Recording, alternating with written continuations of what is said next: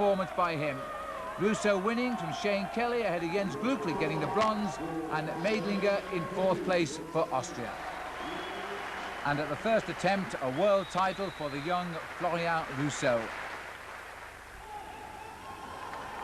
And in the 4,000 metres individual pursuit, the opening qualifying rounds to find the top 16 times, well, there were some big surprises, and none more than Philippe Ermenot of France, who continued the tradition in the second match of the week. A world record of 4 minutes 23.283 seconds for him.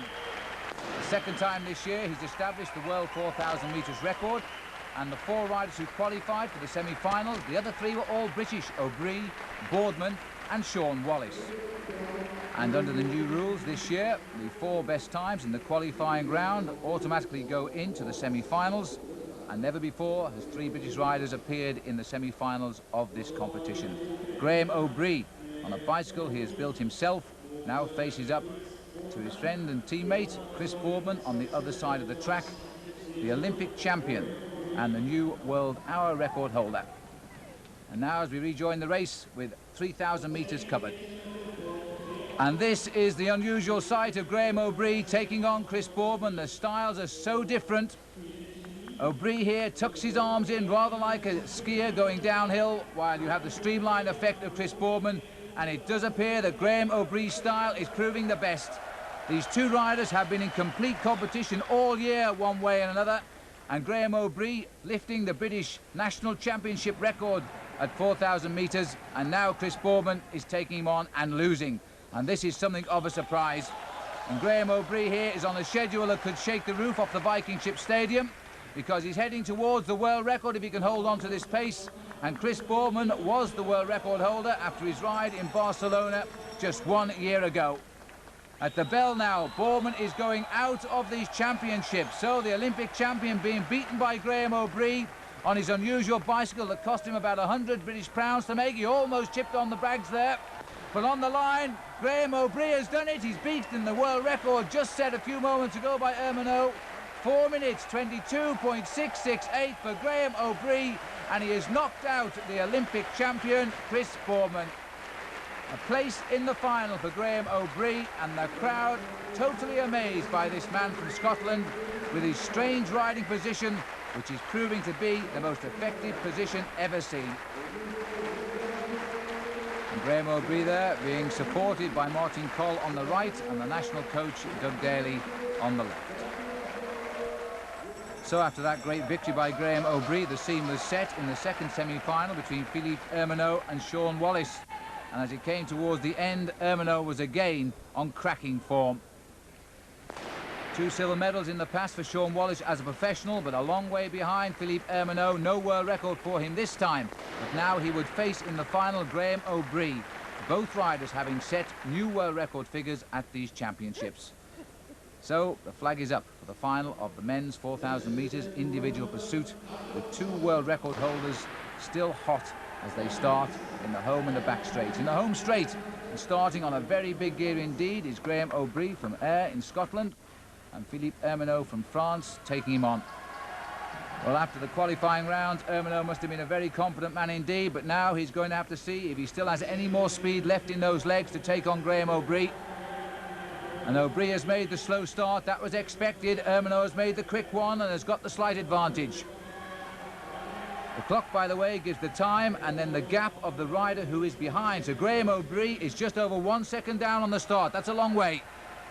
Philippe Ermenot, the new sensation from France, unlucky to go out in the early rounds of the Olympic Games in Barcelona last year, but my goodness me, he's come back with a vengeance this year, setting the world record in winning the national championship in Bordeaux in France, and now coming here and doing likewise in the qualifiers. Only to see it fall to Graeme Obree up against Chris Boardman. And Obree now with this very strange position. The crowd here actually laughed when Obree came out to ride in this position, but ever since they've seen that world record, that laughing has turned into one of total respect. And Obree is now beginning to push all of the way, and Ermenot knows now he's in trouble. He's fallen back 0.6 of a second. Ermenot beginning to fall away now. And this, in fact, is a fantastic ride by Graeme Obree. He's rolling around the stadium. He's now almost a second in the lead from being a second behind, and Graeme Obree at these speeds again is approaching a record schedule. This will go down as one of the most amazing pursuit series in the history of the sport, I think. Obree now going well clear as he goes to his home station. 16 laps of the 250 metres track, and Graeme Obree has never been at the World Championships in his life before, and now he is rolling to a gold medal, well, it seems to us, with comparative ease. Look at these times coming up now.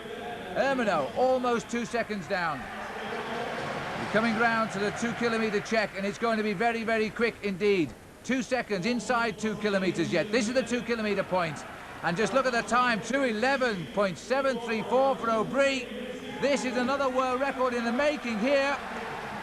It's over 2 seconds, the gap for Ermenau now. We go into the 3rd kilometre, and Obree just seems to lock in there and just ride around right on the inside of the track. There have been some great pursuiters come out of Great Britain over the years. Hugh Porter's won the world professional title 4 times, and if he's watching this, he will appreciate exactly what this ride now is by Graeme Obree. The professionals used to ride over 5,000 metres until this year. Now it's over the amateur distance of 4,000 metres. Obree declared himself a professional just a week before these championships. Ermenau is still an amateur. They're both riding the same distance of 4,000 metres because neither has ever attempted over the 5,000. And look at this. Obree is going away and away from Ermenau, who had to have come onto this track today with some degree of confidence of beating Obree. Obree was unknown until he came to this track in July and set the world hour record. Look at this 3,000 metre timer, well inside the world record here. 3:15.812 for Obree. Ermenau is no longer in the race for gold, but Obree is very much now in the race for the world record as well. His position doesn't alter at all. He just rides as low as he can. He rides a very high gear, the sort of gear ratios that the professionals of years gone by would never have contemplated, but this position has allowed him to ride these big gears.